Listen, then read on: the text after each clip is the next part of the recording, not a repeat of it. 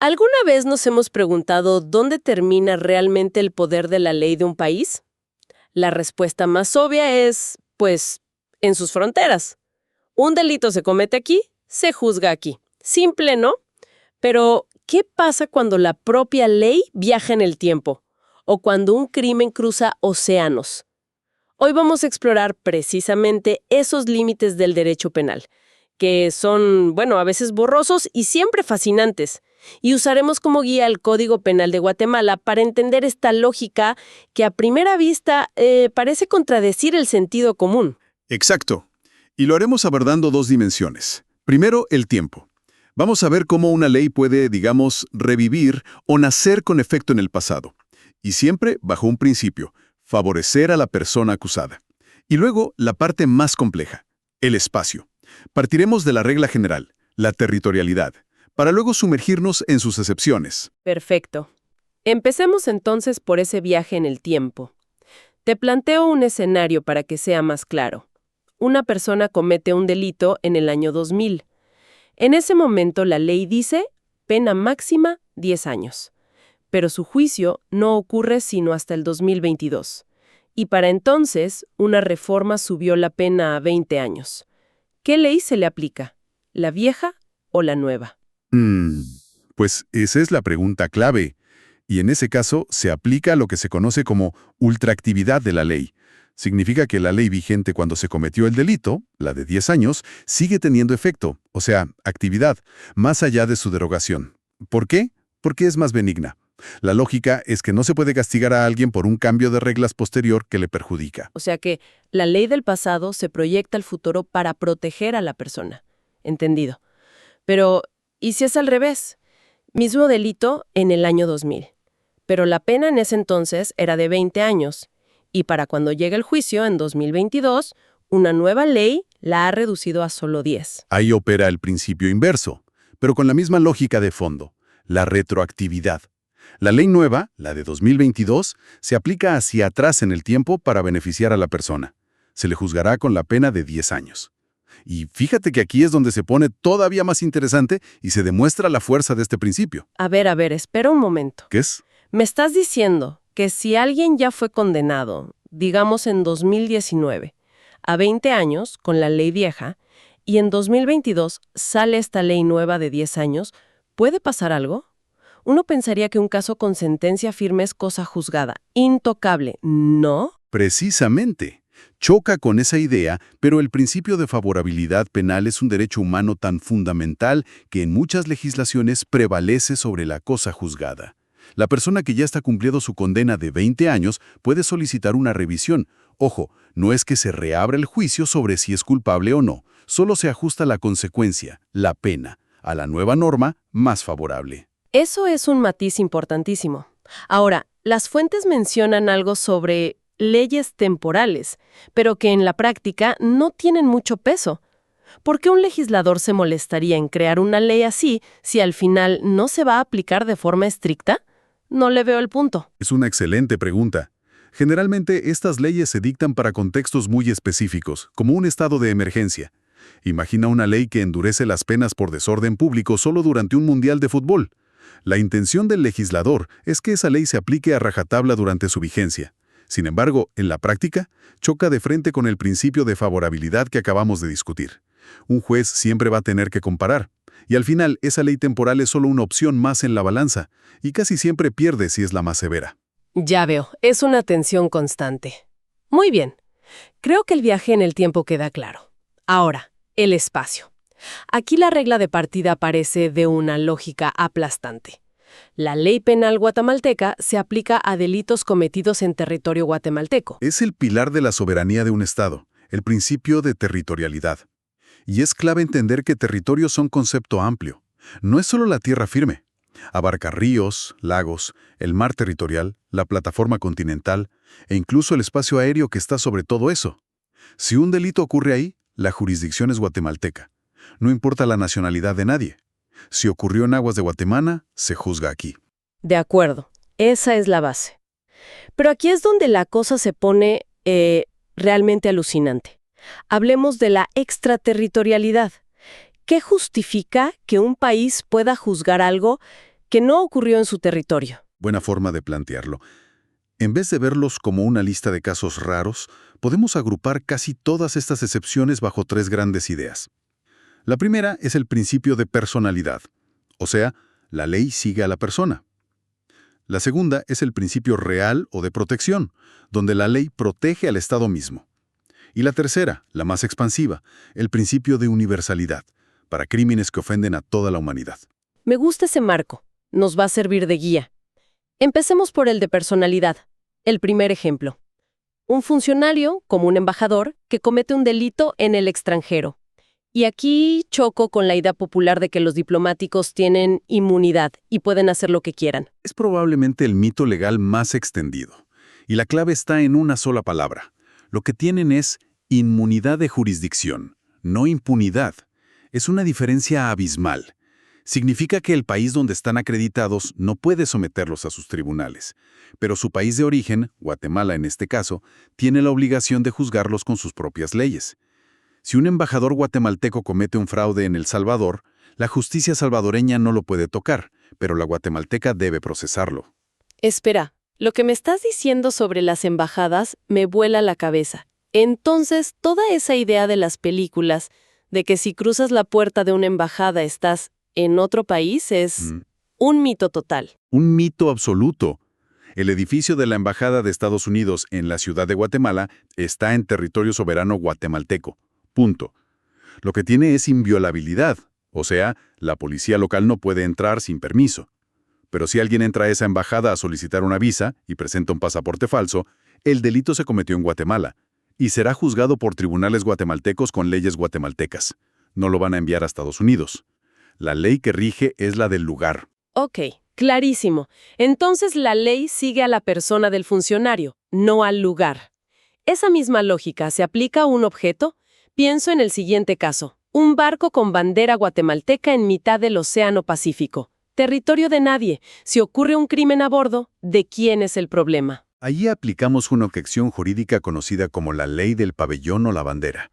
En aguas internacionales o en el espacio aéreo internacional, que son lugares sin soberanía definida, ese barco o esa aeronave se consideran una especie de territorio flotante de Guatemala. Por lo tanto, cualquier delito cometido a bordo se juzga bajo la ley guatemalteca. Es como una extensión del territorio. Entendido. Sigamos con el principio de personalidad. Hay otro caso. Un guatemalteco comete un delito en México, escapa a Guatemala y México pide su extradición. Pero Guatemala se niega. Este es un punto clásico de tensión. Muchos países, por principio constitucional, no extraditan a sus propios nacionales. Es una decisión soberana. Sin embargo, esa soberanía viene con una responsabilidad, resumida en la frase en latín aut dedere aut judicare. ¿Qué significa? O lo entregas o lo juzgas. No puedes simplemente negarte y crear un paraíso de impunidad para tus ciudadanos. Si Guatemala no extradita a ese nacional, asume la obligación de iniciar un proceso penal en su contra, aquí, por el delito que cometió en México. Pero eso suena a que puede generar tensiones diplomáticas enormes. Si Guatemala se niega, ¿no podría México pensar que el juicio aquí será más blando, que se está protegiendo a un nacional? Por supuesto. Y es una acusación recurrente. La crítica de que estos juicios en casa pueden ser menos rigurosos es real. Sin embargo, la obligación internacional es juzgar de buena fe. Y hay ejemplos inversos. Personas con doble nacionalidad que cometieron crímenes en Guatemala y huyeron a Europa. Países como España o Suiza se negaron a extraditarlos por ser también sus ciudadanos, pero cumplieron. Los juzgaron y condenaron allá por los hechos ocurridos aquí. La lógica es que la nacionalidad no puede ser un escudo. Y este principio también funciona a la inversa, ¿no? Cuando la víctima es guatemalteca. El ejemplo es muy concreto. Un estudiante guatemalteco con problemas de visión es llevado a Venezuela para una operación. La intervención sale mal y al volver a Guatemala pierde el ojo. Ese caso es un ejemplo perfecto del principio de personalidad pasiva. La ley guatemalteca se activa para proteger a su nacional. Pero aquí hay una condición fundamental, un ancla en la realidad. Para que la justicia guatemalteca pueda actuar, se requiere que la víctima o el Ministerio Público acusen aquí y, crucialmente, que los presuntos responsables se encuentren en territorio guatemalteco. Ah, ahí está la clave. No es que los fiscales guatemaltecos puedan ir a Venezuela a arrestar a los médicos. Tienen que esperar a que, por alguna razón, esas personas entren a Guatemala. Exactamente. Si esos médicos volvieran en otra misión médica, por ejemplo, podrían ser detenidos y procesados en Guatemala por la mala praxis ocurrida en Venezuela. Es un mecanismo de protección para el ciudadano que de otra forma quedaría desamparado. De acuerdo. Creo que el principio de personalidad está cubierto. Pasemos al más expansivo y polémico, el de universalidad. El caso que todo el mundo recuerda es el del juez español Baltasar Garzón intentando procesar a Pinochet por crímenes cometidos en Chile. Es el ejemplo paradigmático. Este principio se reserva para una categoría muy pequeña y muy grave de delitos, crímenes que ofenden a la conciencia de toda la humanidad. Genocidio, crímenes de lesa humanidad, tortura. La idea es que estos no son crímenes contra un país, sino contra todos. Por lo tanto, cualquier Estado que haya firmado los tratados internacionales correspondientes tiene la potestad de juzgarlos. No importa la nacionalidad de nadie ni el lugar donde ocurrieron. Pero este debe ser el que más roces genera, porque un país está arrogando el derecho de juzgar lo que pasó en otro, sin tener un vínculo directo. ¿No choca esto de frente con la soberanía nacional que mencionamos al principio? Totalmente. Es la tensión central de este principio. Muchos países lo ven como una injerencia inaceptable. Sin embargo, la filosofía que lo sustenta es que la soberanía no es un cheque en blanco para cometer atrocidades. Es la idea de que no debe haber un refugio seguro en el planeta para los perpetradores de los peores crímenes imaginables. Es un principio poderoso, pero, sí, políticamente muy delicado. Y nos queda el último gran principio que mencionaste, el real repel o de protección. El ejemplo es muy gráfico. ¿Qué pasa si se descubre que en una imprenta en China están falsificando billetes de quetzal a gran escala? Ese acto, aunque ocurra a miles de kilómetros, es un ataque directo a la seguridad económica y al orden constitucional de Guatemala. Es un ataque contra el Estado mismo. Bajo el principio de protección, la ley guatemalteca se extiende para perseguir ese delito. Guatemala puede solicitar la extradición de los responsables para juzgarlos aquí, con sus leyes, porque está defendiendo sus propios intereses vitales como nación. Entonces, si recapitulamos lo que parecía una regla simple, la ley rige en su territorio, se convierte en una red complejísima. Hemos visto que la ley se puede estirar en el tiempo para buscar la justicia y puede proyectarse a través del espacio. Exactamente. Y todo se reduce a esas tres lógicas que nos han guiado. La personalidad, que vincula la ley a la nacionalidad. La protección, que la convierte en un escudo para el Estado. Y la universalidad, que la transforma en una herramienta de la comunidad global contra la barbarie. Cada excepción tiene una justificación profunda. Y para dejar una idea final resonando, hemos hablado de territorio físico, de barcos, de aviones, pero en el mundo digital de hoy, ¿dónde ocurre un ciberdelito? Si un hacker en Rusia, usando un servidor en Estonia, estafa a una persona en Guatemala y le roba dinero de una cuenta en Suiza, ¿de quién es la jurisdicción? ¿Qué principio aplicamos ahí? ¿El de la nacionalidad de la víctima? ¿El del lugar del servidor? Es un desafío que toma todas estas ideas y las proyecta a una nueva frontera, una que ya no tiene mapas. A ver, pensemos en esto. ¿Qué pasa cuando alguien comete un delito y simplemente huye a otro país? ¿Es de verdad tan simple como cruzar una frontera y empezar de cero, borrón y cuenta nueva? Hoy vamos a hacer un análisis a fondo de esos mecanismos, que a veces son increíblemente complejos, para que la justicia también pueda cruzar esas fronteras. Para esta conversación, nos vamos a basar en una clase magistral sobre Derecho Penal Internacional. Y la misión es desglosar dos conceptos que escuchamos todo el tiempo en las noticias. Primero, la extradición. Ese tira y afloja diplomático y legal para devolver a un fugitivo. Y segundo, la Corte Penal Internacional. Esa instancia global creada para juzgar los crímenes más atroces que podamos imaginar. Y es clave entender que esto no es teoría abstracta para nada. Es la maquinaria de la justicia global en acción y está llena de tensiones. Chocan la soberanía de un país, o sea, su derecho a decidir qué pasa en su territorio, con la necesidad de cooperación para que los crímenes no queden impunes. Cada caso que vemos en las noticias es un capítulo de esa tensión. Bueno, entremos en materia entonces. Empecemos por la extradición, que parece, no sé, lo más directo. A ver si lo entiendo bien. Un país le dice a otro, oye, esa persona que tienes ahí cometió un crimen aquí. Entrégamela para juzgarla. ¿Así de simple o no? En esencia, sí, es el procedimiento formal para solicitar la entrega de una persona, ya sea para enjuiciarla o para que cumpla una condena. Y claro, hay casos muy mediáticos. La fuente que analizamos menciona, por ejemplo, el de los hermanos Martinelli, los hijos del expresidente de Panamá.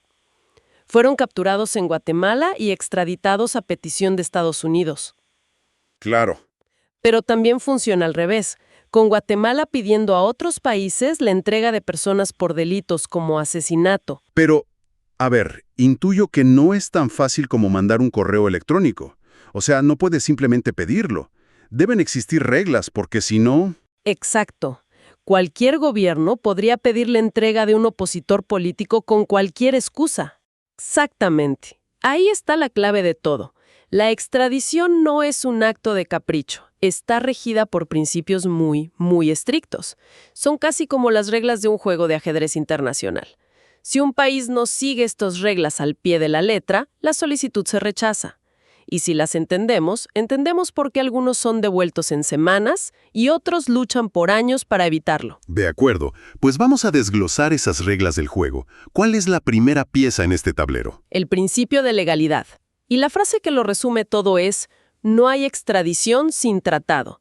Si no existe un acuerdo, un tratado bilateral o multilateral previo entre los dos países, en teoría no hay ninguna obligación de entregar a nadie. Es un contrato. Un contrato. Y ese contrato, el tratado, es muy específico.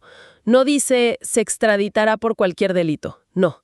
Incluye una lista detallada de los crímenes que aplican: homicidio, narcotráfico, estafa. Si el delito por el que se le busca no está en esa lista, no hay extradición. Punto. A ver, eso me genera una duda inmediata. ¿Qué pasa si Guatemala quiere extraditar a alguien de, no sé, Filipinas, y resulta que nunca firmaron un tratado? ¿Ahí se acaba el juego? ¿El fugitivo se queda tranquilamente en Manila? Esa es la pregunta del millón, y nos lleva a la excepción que confirma la regla, el principio de reciprocidad. Es fascinante. Guatemala puede hacer la solicitud apelando a la cooperación y a la buena fe. Si Filipinas accede, aunque no esté obligada, lo hace bajo este principio.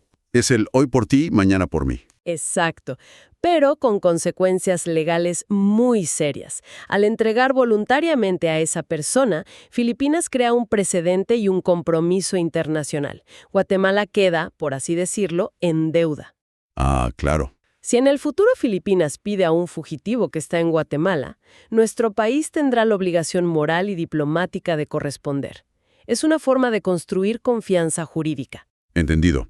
El tratado es la base, pero la diplomacia puede crear un compromiso a futuro. Bueno, ahora digamos que el tratado existe y se pide a un capo del narcotráfico. Una vez que lo tienen en su país, pueden aprovechar y juzgarlo por otros 10 delitos que descubrieron, como evasión fiscal o extorsión. Parecería una trampa muy fácil. Y sería una trampa. Por eso existe el principio de especialidad para evitarla. La persona extraditada solo, y recalco, solo puede ser juzgada por el o los delitos exactos que motivaron la solicitud. Ni uno más. Ni uno más. Y esto es crucial para la soberanía del país que entrega. Es como si dijera: te lo entrego para que lo juzgues por narcotráfico, pero no te doy un cheque en blanco para que le saques nuevos cargos. Es una forma de mantener el control y proteger los derechos de la persona. Claro, tiene toda la lógica. Es una garantía para que no se abuse del sistema. La fuente también menciona otros dos principios que suenan parecidos: non bis in idem y doble incriminación. ¿Cuál es la diferencia? Van de la mano, sí, pero es clave no confundirlos, porque protegen cosas distintas. La doble incriminación es como el primer filtro, y se pregunta por el delito. Por el acto en sí. Exacto. La pregunta es: ¿este acto es un crimen aquí, en mi país, y también allá, en el tuyo? Si la respuesta es no, se detiene todo. Por ejemplo, si un país pide a alguien por insultar a un líder, pero en el país donde se esconde eso es libertad de expresión, no hay extradición. Ok, eso es sobre el acto. ¿Y el non bis in idem? Ese principio se enfoca en la persona. Es un escudo para el individuo.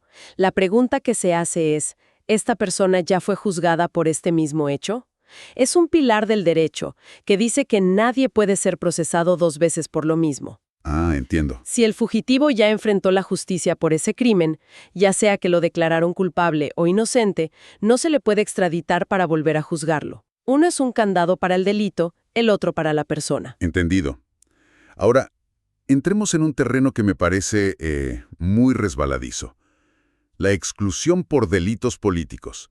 Esto suena a la excusa perfecta. No, no es corrupción, es un acto político contra mis adversarios. ¿Cómo se evita eso? Has puesto el dedo en la llaga. Es el principio más delicado y debatido. Su propósito original es noble: proteger a perseguidos políticos. Claro, que no se use la extradición para cazar oponentes. Justamente. Pero, claro, el potencial de abuso es enorme. Por eso, el derecho internacional moderno ha puesto límites muy claros.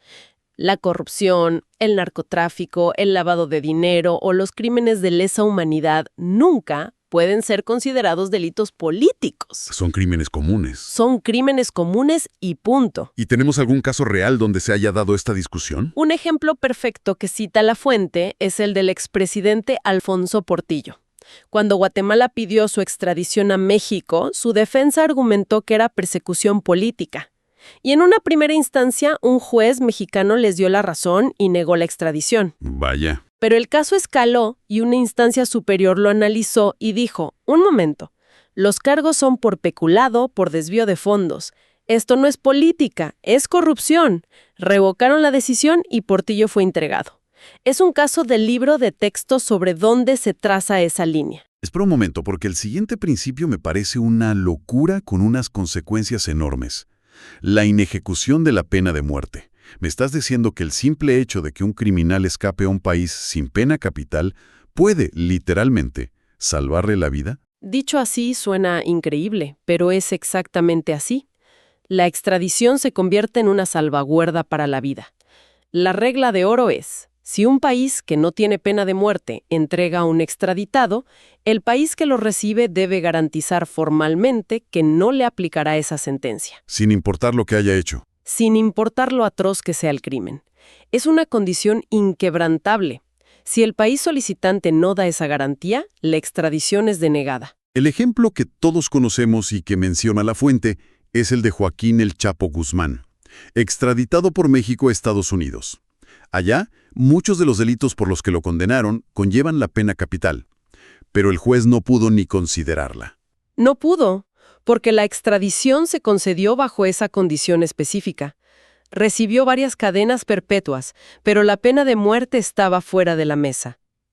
Si agentes de la DEA lo hubieran capturado directamente en territorio estadounidense, la historia podría haber sido muy, muy diferente. ¡Qué brutal! O sea que el lugar donde te capturan puede decidir si vives o mueres. Y esto debe crear unas paradojas éticas tremendas. Gigantescas. La fuente nos da un caso guatemalteco muy duro para ilustrarlo. La banda de secuestradores Los Pasaco, a finales de los 90. 2 de sus miembros fueron capturados en Guatemala, juzgados y ejecutados. Pero el líder de la banda, El Cerebro, logró huir a El Salvador. La vida del líder que huyó termina creando una injusticia para las víctimas y una desigualdad frente a sus propios subordinados. Eso debe ser increíblemente difícil de aceptar para una sociedad. Es una de las grandes tensiones sin resolver del derecho internacional. Se prioriza un principio de derechos humanos, pero genera una desigualdad palpable en el resultado final. Y queda una última regla. ¿Qué pasa si el fugitivo es ciudadano del país donde se esconde? Me imagino que un país es reacio a entregar a uno de los suyos. Es el derecho a no entregar a los nacionales. Muchos estados, sobre todo en Europa, lo tienen consagrado en sus constituciones. Se reservan el derecho a no extraditar a sus propios ciudadanos. Pero eso suena a impunidad. No, porque no es una carta blanca. Viene con una obligación muy seria, resumida en la frase en latín aut dedere, aut judicare. O lo entregas o lo juzgas. Si España se niega a extraditar a un ciudadano español que también tiene nacionalidad guatemalteca, España adquiere la obligación de procesarlo en sus propios tribunales. con la evidencia de Guatemala. Con la evidencia enviada por Guatemala. Hemos visto casos así, de personas juzgadas en España, Suiza o Austria por crímenes cometidos aquí. Eso sí, la Constitución guatemalteca sí permite la extradición de nacionales si se trata de crímenes contra el derecho internacional. De acuerdo, hemos recorrido este laberinto de reglas que es la extradición. Es un sistema complejo de cooperación para delitos, digamos, comunes. Pero, ¿qué sucede cuando los crímenes son tan masivos, tan horrendos, que no ofenden solo a un país, sino a toda la humanidad? Ahí es cuando la conversación tiene que cambiar de escala. Exactamente. Ahí es donde entra la Corte Penal Internacional, la CPI. Su misma existencia es el reconocimiento de que hay crímenes, como el genocidio o los crímenes de guerra, que son un ataque a todos nosotros. La idea nace de las cenizas y el horror de la Segunda Guerra Mundial y el Holocausto. El mundo vio las atrocidades del régimen nazi y se dio cuenta de que la justicia nacional no estaba preparada para algo así. Hacía falta algo más. Hacía falta algo más, sin duda. Y los primeros intentos fueron los famosos tribunales de Nuremberg y Tokio, para juzgar a los líderes nazis y japoneses. La fuente que analizamos destaca que, aunque fueron un hito, recibieron una crítica muy fuerte, la de ser una justicia de los vencedores. Sí, y es una crítica con fundamento. Esos tribunales fueron creados después de los hechos, por las potencias que ganaron la guerra. No existía un cuerpo de leyes internacional predefinido, así que en parte tuvieron que crearlo sobre la marcha. Lo que generó acusaciones de que no era imparcial. Claro, se dijo que era una forma de que los ganadores juzgaran a los perdedores. Pero, a pesar de todo, la fuente es clara. Fueron un gran paso para la humanidad. Por primera vez se estableció que ni siquiera los jefes de Estado están por encima de la ley. La película Los juicios de Nuremberg es una recomendación fantástica para entender ese dilema. Entonces, la Corte Penal Internacional se creó para corregir esas fallas de Nuremberg, para que no fuera una justicia temporal y, digamos, sesgada. Precisamente. Por eso la CPI tiene características clave que la hacen radicalmente diferente. Primero, es permanente. No se crea para un conflicto y luego desaparece. Está ahí, esperando. Segundo, es independiente.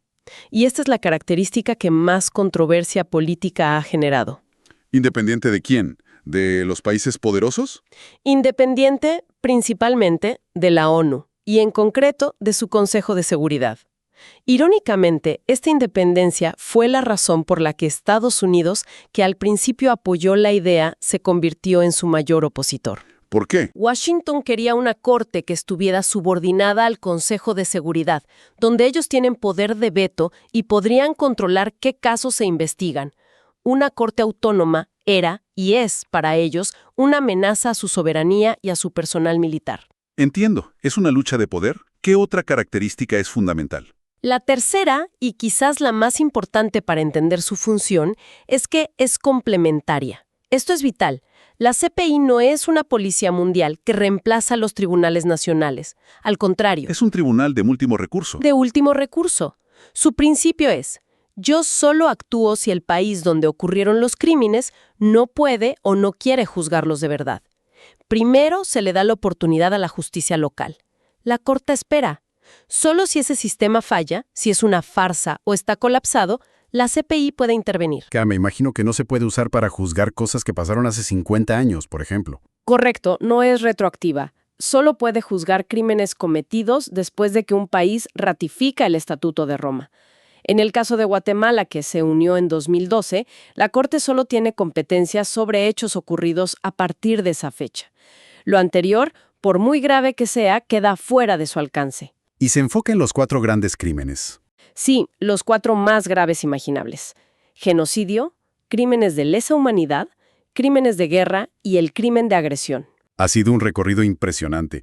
Empezamos con las reglas casi quirúrgicas de la extradición, ese baile diplomático para la justicia del día a día, y terminamos en la creación de un tribunal global, una idea que nació del horror para intentar ponerle un límite a la brutalidad humana. Por los derechos humanos. La Corte Penal Internacional es la culminación de esa idea. El intento de crear un sistema de rendición de cuentas universal para cuando esos derechos son violados de la forma más extrema. Es la tensión entre la ley de un país y una ley para toda la humanidad. Exactamente. Y esto nos deja con una reflexión final, una pregunta que va más allá de los tecnicismos. La Corte Penal Internacional fue diseñada para ser el último recurso, para actuar solo cuando la justicia nacional falla. Esto nos obliga a mirar hacia adentro, a nuestros propios países, y preguntarnos, ¿es nuestro sistema de justicia lo suficientemente fuerte, independiente y capaz para enfrentar los peores crímenes imaginables por sí mismo? ¿O algún día podríamos necesitar que una corte internacional intervenga por nosotros? Hay una frase que, bueno, hemos oído y seguro hasta dicho todos. En el amor y en la guerra todo se vale. Sí, un clásico. Pues resulta que es mentira. O sea, en la guerra no todo se vale. Para nada. De hecho, la guerra tiene reglas y son increíblemente estrictas. Y romperlas no te convierte en un estratega audaz. No, te convierte en un criminal de guerra. Es una de las grandes paradojas de la civilización, ¿no? El intento de regular la barbarie, de ponerle, digamos, límites a lo que parece no tenerlos. Pero justo esos límites son la base de lo que hoy conocemos como justicia penal internacional. Y es justo ahí donde nos vamos a sumergir hoy. Tenemos un análisis súper detallado de un experto en derecho penal y lo vamos a usar para entender una de las instituciones más ambiciosas y, bueno, también controvertidas del mundo, la Corte Penal Internacional. Exacto. Nuestra misión es ir más allá de los titulares. Queremos entender qué es realmente un genocidio, en qué se diferencia de un crimen de lesa humanidad y por qué, que esto me vuela la cabeza, existen los crímenes de guerra. Y también, porque el simple hecho de que esa corte exista y que sea permanente e independiente fue una batalla diplomática, monumental. Empecemos por ahí entonces. Porque antes de esta corte no había ya juicios por crímenes de guerra. Pienso en los juicios de Nuremberg, por ejemplo, después de la Segunda Guerra Mundial. Por supuesto. Nuremberg y los juicios de Tokio fueron hitos, pero tenían una característica fundamental.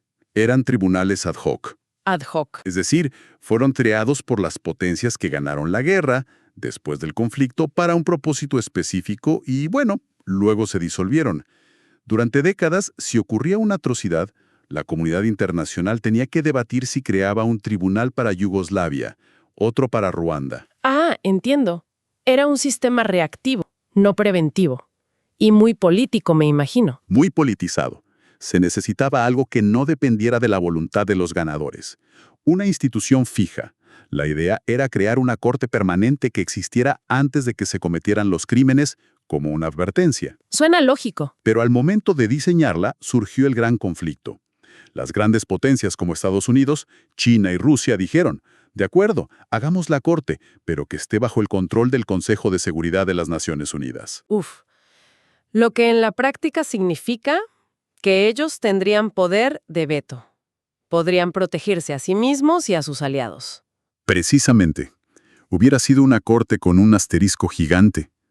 Pero una coalición de países más pequeños y medianos se plantó y dijo que eso era inaceptable. ¿Y qué argumentaron? Que la justicia no puede estar sujeta al veto político. Debe ser independiente. Y contra todo pronóstico, ganaron. Esa independencia es lo que le da a la Corte Penal Internacional su verdadera autoridad moral. Aunque también es lo que la ha puesto en la mira de quienes no pueden controlarla. Justo eso. De acuerdo. Entonces tenemos esta corte permanente e independiente. ¿Qué tipo de delitos juzga? ¿Cualquier acto horrible que suceda en una guerra o hay una lista específica? Es una lista muy corta y muy específica. Tiene competencia sobre solo 4 delitos, considerados los más graves de todos. Son el genocidio, los crímenes de lesa humanidad, los crímenes de guerra y, el más reciente, el crimen de agresión. Empecemos con la palabra más pesada de todas. Genocidio. Cuando la oigo, mi mente se va inmediatamente a matanzas masivas. Millones de víctimas, como en el Holocausto o en Ruanda. ¿Es esa la definición legal? ¿Es una cuestión de números? Bueno, esa es la idea más extendida, pero también es la más imprecisa. Legalmente, el número de víctimas no es el elemento definitorio. Ah, no. ¿No? La clave, el corazón del delito de genocidio, es un concepto que los abogados llaman elemento subjetivo especial. En palabras simples, es el propósito. El propósito. Sí, se requiere demostrar la intención específica de destruir, total o parcialmente, a un grupo nacional, étnico, racial o religioso como tal. O sea que la intención lo es todo. Lo es todo. Pensemos en este escenario. Una persona, en un acto de violencia, mata a 1000 personas para sembrar terror. Es un acto monstruoso, un asesinato en masa sí, pero no necesariamente es genocidio. Ok. Ahora, imaginemos a otra persona que mata a 10 miembros de una minoría étnica, con el propósito claro y demostrado de empezar a eliminar a ese grupo del mapa. Esa segunda persona sí está cometiendo genocidio. ¡Wow! La diferencia no está en la escala, sino en el deseo de exterminar la identidad de un pueblo. Exactamente. Un momento. Si la clave es la intención de destruir al grupo y no necesariamente el acto de matar, a ver si te sigo. Eso significa que, teóricamente, se podría cometer genocidio sin asesinar a una sola persona. Suena imposible, ¿verdad? Suena totalmente contradictorio. Pero es escalofriantemente real. Y es una de las partes más importantes de la definición. Se puede cometer genocidio mediante la esterilización forzosa de los miembros de un grupo. El objetivo es que no puedan reproducirse y en un par de generaciones el grupo se extingue. No se disparó ni una bala. Ni una. Pero se está cumpliendo el propósito de destruirlo. Es una aniquilación en cámara lenta. ¡Qué terrible! Otro ejemplo es el traslado por la fuerza de niños de un grupo a otro. Se les arranca de sus familias, de su cultura, de su idioma, y se les asimila en el grupo dominante, borra su identidad, y con el tiempo, el grupo original desaparece. O las violaciones sistemáticas. He leído de eso. Sí, las violaciones planificadas para embarazar a las mujeres de un grupo con miembros de otro, para diluir la identidad étnica. Todos estos actos, si se comprueba ese propósito de destruir al grupo, son genocidio. Eso le da una dimensión mucho más profunda al concepto y explica por qué el mundo sintió la necesidad de crear esta palabra después de la Segunda Guerra. Así es. La Convención contra el Genocidio es de 1948, un día antes de la Declaración Universal de los Derechos Humanos. Fue la respuesta del mundo al darse cuenta de que los nazis no solo mataban personas, intentaban borrar sistemáticamente la idea misma de un pueblo. Su cultura, su historia, su futuro. Todo. Se necesitaba un término legal para ese crimen contra la existencia misma. Ok, eso aclara mucho el concepto de genocidio. Pero a menudo oímos hablar de dictadores que cometen atrocidades contra su propia gente para mantenerse en el poder. No buscan eliminar a su pueblo, porque lo necesitan para gobernar, pero lo someten con un terror brutal. Si eso no es genocidio, ¿qué es? Has dado justo en el clavo de la siguiente categoría: los crímenes de lesa humanidad. Ajá. Aquí la intención no es destruir a un grupo específico. La clave es que los actos atroces, asesinatos, tortura, violación, desaparición forzada, se cometen como parte de un ataque generalizado o sistemático dirigido contra una población civil. Generalizado o sistemático. ¿Qué significa eso en la práctica? Significa que no son actos aislados. Son parte de una política de Estado o de una organización poderosa. El objetivo es aterrorizar a la población para asegurar o mantener el control. Dame un ejemplo. Un régimen que secuestra y hace desaparecer a líderes estudiantiles, sindicalistas o periodistas. No es un crimen común, es una táctica sistemática para descabezar a la oposición. ¿Y para enviar un mensaje de terror al resto? Exacto. Son crímenes que buscan quebrar el espíritu de una nación. Creo que empiezo a ver la diferencia. A ver si lo puedo resumir. ¿Sería correcto decir que el genocidio es un «quiero que tu grupo deje de existir», mientras que los crímenes de lesa humanidad son un «quiero que toda esta población me tenga miedo y me obedezca»? Es una síntesis excelente. De verdad, captura la esencia de la intervención detrás de cada crimen. En un caso, el objetivo es la aniquilación. En el otro, es la dominación a través del terror. Y es una distinción vital. Vital. Perfecto. Esto me lleva de vuelta a la idea del inicio, que me sigue pareciendo una contradicción. Mencionaste que la guerra tiene reglas. ¿Cómo se puede regular el caos absoluto de un campo de batalla? Es el intento de mantener un mínimo de humanidad en la situación más inhumana posible. Estas reglas, codificadas en su mayoría en los convenios de Ginebra de 1949, establecen líneas rojas muy claras. ¿Y quién las cruza? Se convierte en un criminal de guerra. ¿Cuáles son algunas de esas líneas rojas que no se pueden cruzar? Hay varias muy directas. La primera es el trato a los prisioneros de guerra. En el momento en que un combatiente se rinde o es capturado, deja de ser un objetivo. Está fuera de combate. Torturarlo, humillarlo o ejecutarlo es un crimen de guerra. Ok, eso es claro. También está prohibido atacar deliberadamente a la población civil. La guerra, en teoría, es entre combatientes. Dirigir un misil a un mercado o a un edificio de apartamentos es un crimen de guerra. Lo mismo con lugares protegidos como hospitales o escuelas, a menos que el enemigo los use con fines militares. Hay un ejemplo sobre los náufragos que es particularmente revelador. Ah, sí, es un caso fantástico. Imagina que un buque de guerra hunde a un barco enemigo. La tripulación del buque vencedor tiene la obligación legal de rescatar a los náufragos del otro bando. ¿Qué? ¿En serio? Es un crimen de guerra. Es increíble. Estás en una batalla a muerte y un minuto después tienes la obligación legal de salvar al tipo que intentaba hundirte. Desmonta por completo esa idea de Hollywood de la guerra sin cuartel. De no tomar prisioneros. Esa frase, no dar cuartel, es la descripción de un crimen de guerra. La rendición siempre debe ser una opción. Hemos cubierto 3 crímenes. Nos queda el último, que según entiendo es el más reciente en ser definido. Así es el crimen de agresión. La definición formal para la Corte se concretó recién en 2017. Y en términos simples, ¿qué es? Es el crimen de empezar una guerra ilegal. Es la invasión o el ataque de un Estado a otro sin la justificación del derecho internacional, como la legítima defensa. ¿Y por qué se necesita una corte internacional para eso? ¿No podrían los tribunales del país invadido juzgar al líder que ordenó el ataque?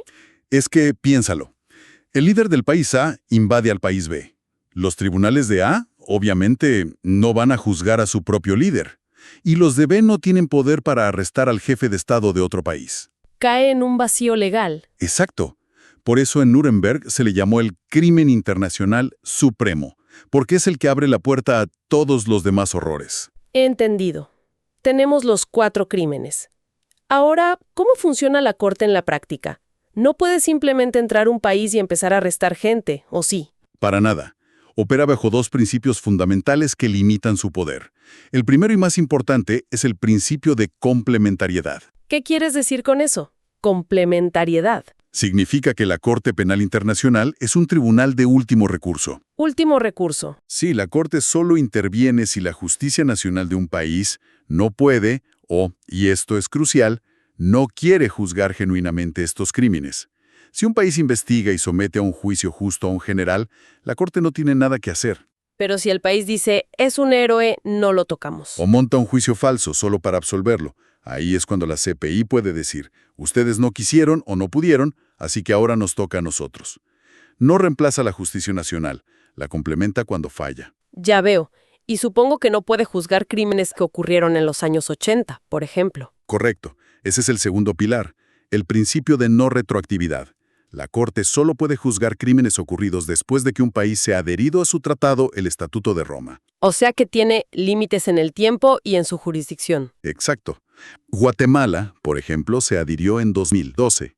Por lo tanto, la Corte no podría juzgar a Efraín Ríos Montt por los hechos de los 80. A pesar de esta estructura tan cuidadosa, la Corte ha enfrentado críticas enormes, ¿no? Los desafíos son inmensos. Se la critica mucho por su lentitud. Empezó a funcionar en 2002 y ha emitido muy pocas sentencias. El primer caso sentenciado fue recién en 2012 contra Thomas Lubanga, del Congo. ¿Y de qué se le acusó? Fue condenado por el crimen de guerra de reclutar y utilizar a niños soldados. Niños de apenas 9 años, obligados a luchar y a matar. ¡Qué horror! Fue una condena histórica, la primera de la Corte. Pero el hecho de que tardara una década en llegar a esa sentencia muestra las dificultades que enfrenta. Y más allá de la lentitud, está la oposición activa de las grandes potencias que mencionaste. De hecho, el Congreso de Estados Unidos aprobó una ley en 2002 conocida como The Hague Invasion Act. Espera, ¿ley de invasión de la Haya? Suena a lo que creo que suena. Suena exactamente a eso. La ley autoriza al presidente de Estados Unidos a usar todos los medios necesarios, incluida la fuerza militar, para liberar a cualquier personal estadounidense o aliado que sea detenido por la Corte. No puedo creerlo. Es una declaración de hostilidad abierta. Total. Además, Estados Unidos ha firmado acuerdos con más de 100 países obligándolos a no entregar a ningún ciudadano estadounidense a la Corte. Esto crea una justicia de 2 niveles, una para los poderosos y otra para el resto. Bueno, hemos cubierto muchísimo terreno.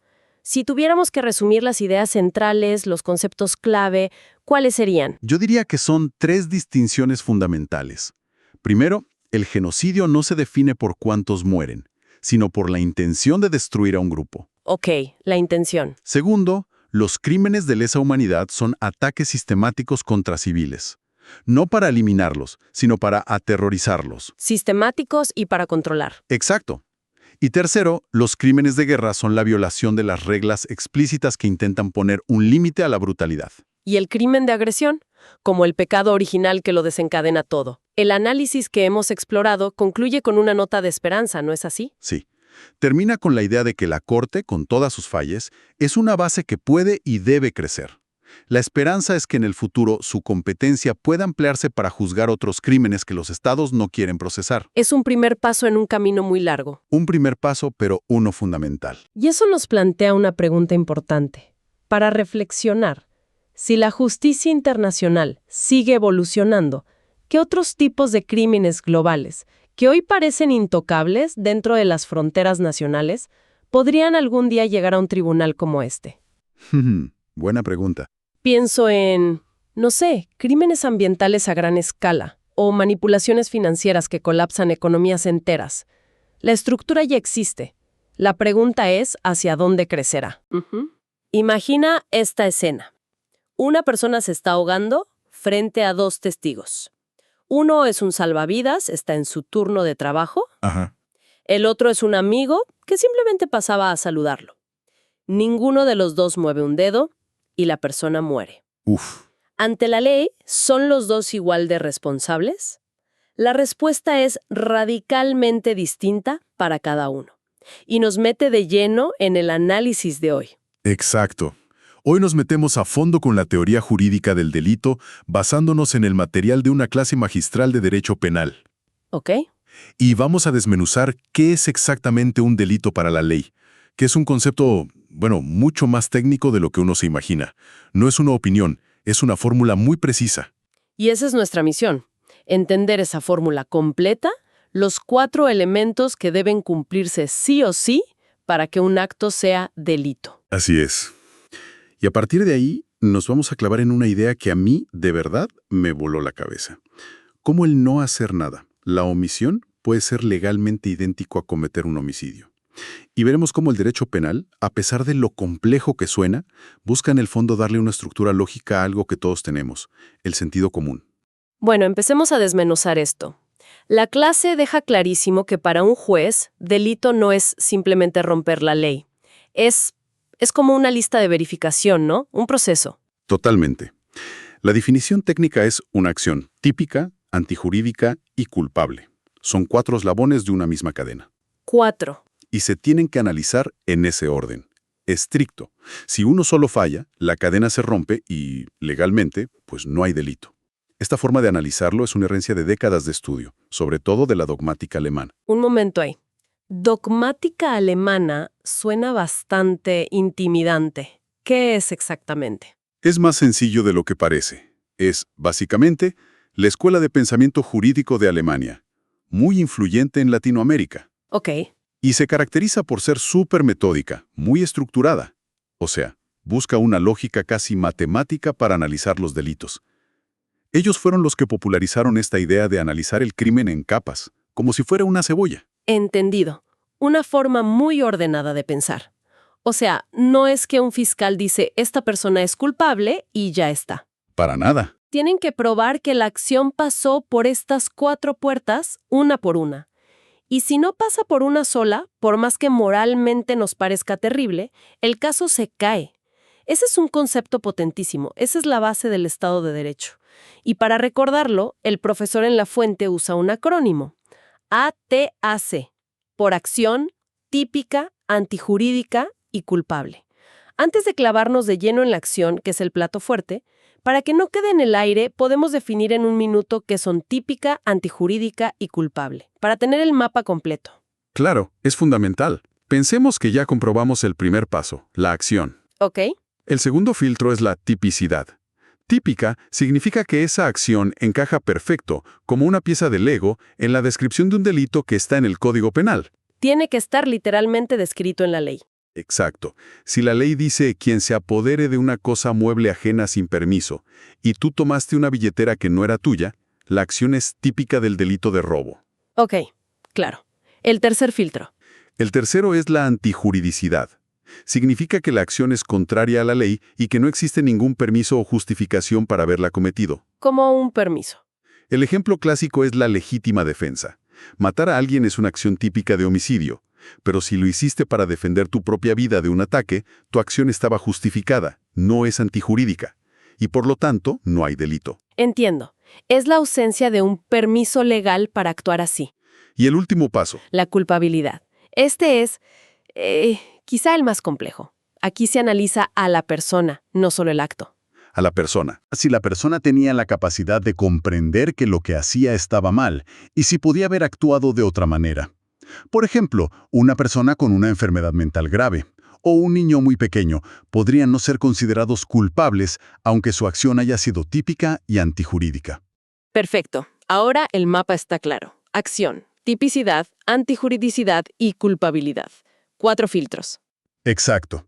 Ahora sí, regresemos al primero, que a primera vista parece el más obvio, la acción. Uno pensaría que es hacer algo, pero por lo que vi en el material es mucho más complejo. Muchísimo más. El concepto base es conducta humana voluntaria, lo que de entrada excluye pues actos de animales o desastres naturales.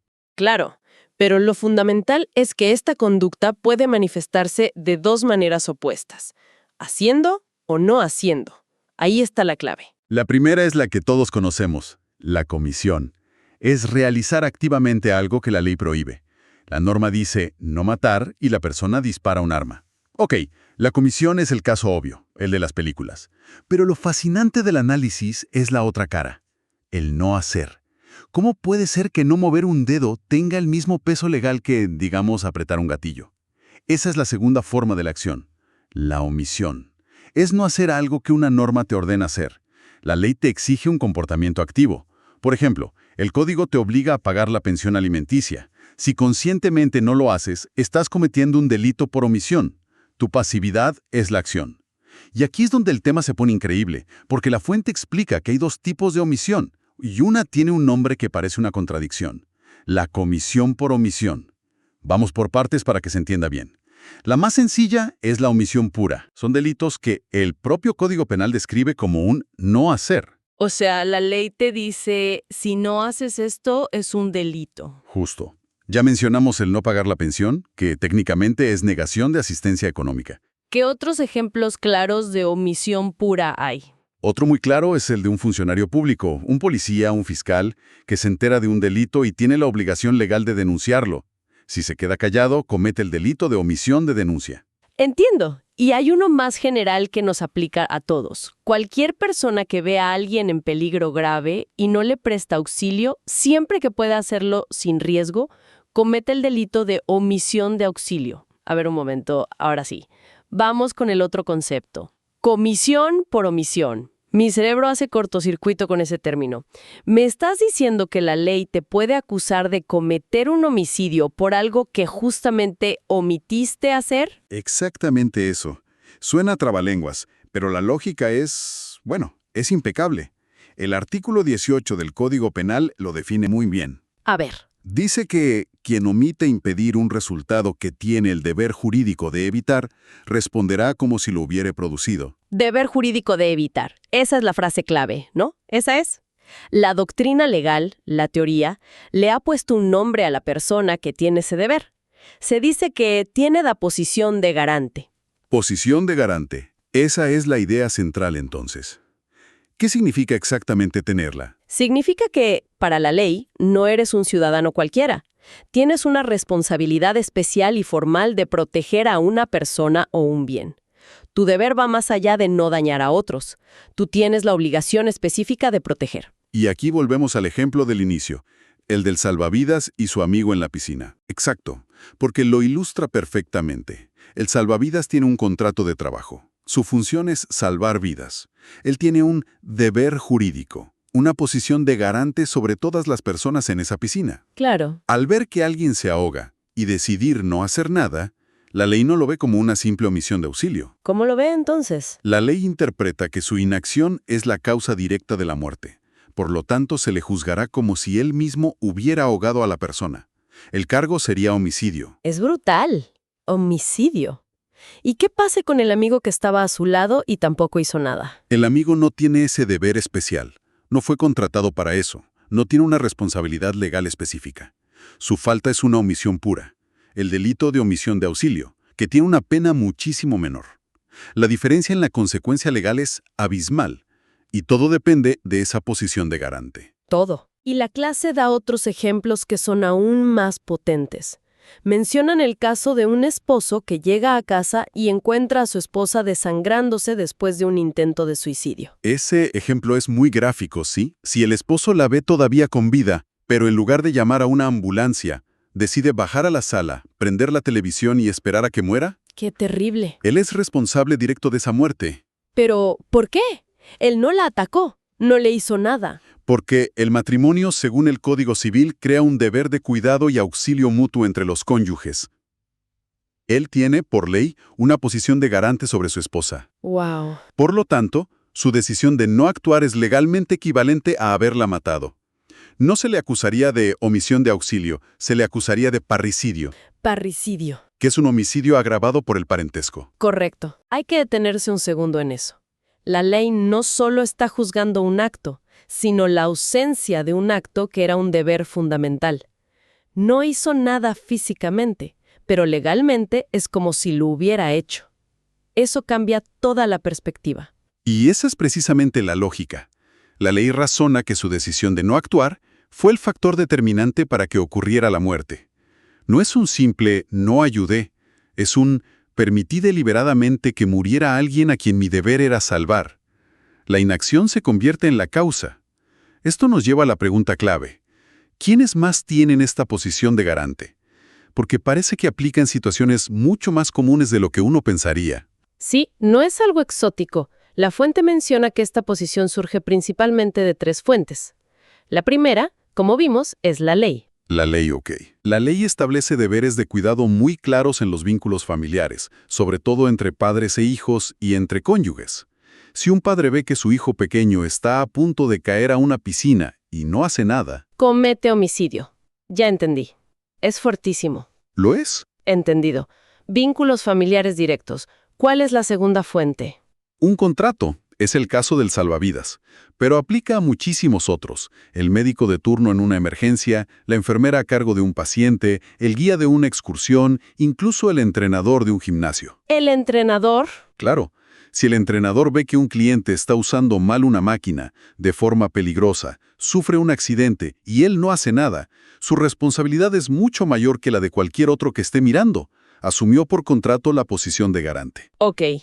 Ley y contrato. ¿Y la tercera fuente de este deber cuál es? La tercera es lo que se llama una actuación precedente riesgosa. Suena complicado. Significa que si una persona crea una situación de riesgo, tiene automáticamente la obligación de controlar ese riesgo. Por ejemplo, si organizo una fogata en un bosque seco y una chispa salta y empieza un pequeño incendio, no puedo simplemente decir, ¡ay, qué mala suerte!, e irme. Claro, tú creaste el peligro inicial. Exacto. Al crear el riesgo, me convertí en garante de que ese fuego no se salga de control. Si no hago nada por apagarlo y el bosque se quema, seré responsable del incendio. Entonces, para que quede claro, ley, contrato o haber creado el riesgo tú mismo. Esas son las 3 situaciones que te sacan de la categoría de espectador y te ponen en la de garante. Exacto. Esas son las situaciones en las que tu pasividad, tu inacción, es penalmente relevante y se equipara a una acción. La ley te dice, tú no eres un espectador cualquiera. Tu deber era actuar. Entonces, ¿qué significa todo esto en conjunto? Si unimos los puntos, significa que la ley establece un estándar de conducta mucho más alto para quienes han asumido por ley, por trabajo o por sus propios actos una responsabilidad especial sobre la seguridad de otros. Entiendo. El derecho penal no te obliga a ser un héroe, pero sí te exige cumplir con los deberes fundamentales que tienes. Como decía el profesor, no se trata solo de aplicar la letra muerta de la ley, sino de que el resultado coincida con nuestro sentido común. Claro, intuitivamente sentimos que la responsabilidad de una madre ante su hijo en peligro no puede ser la misma que la de un desconocido que pasa por la calle. Exactamente. La teoría de la comisión por omisión le da una forma legal, una estructura y consecuencias a esa intuición. No se castiga el no ser valiente, se castiga el abandonar un deber legal. Hemos visto que un delito no es algo simple. sino que requiere que se cumplan 4 filtros muy específicos: acción, tipicidad, antijuridicidad y culpabilidad. Y dentro del primer filtro, la acción, descubrimos que no solo se trata de hacer, sino también de no hacer, y que la diferencia abismal en las consecuencias depende de un concepto clave: la posición de garante. Una responsabilidad legal especial que transforma la pasividad en un acto con consecuencias penales gravísimas, a veces idénticas a las de quien comete el crimen activamente. Un concepto que nos obliga a pensar no solo en lo que hacemos, sino también en lo que estamos obligados a hacer. Y esto nos deja con una última reflexión. Todo el análisis se centra en el deber jurídico de actuar, en la obligación que impone la ley. Pero esto abre una pregunta ética mucho más amplia. Más allá de lo que exige un código, ¿cuál es nuestro deber moral hacia un completo extraño que está en peligro? Buena pregunta. Si la ley solo castiga levemente al amigo del salvavidas por no hacer nada, nuestro sentido de la humanidad nos exige algo más. ¿Dónde trazamos la línea entre la obligación legal y la simple y llana decencia humana?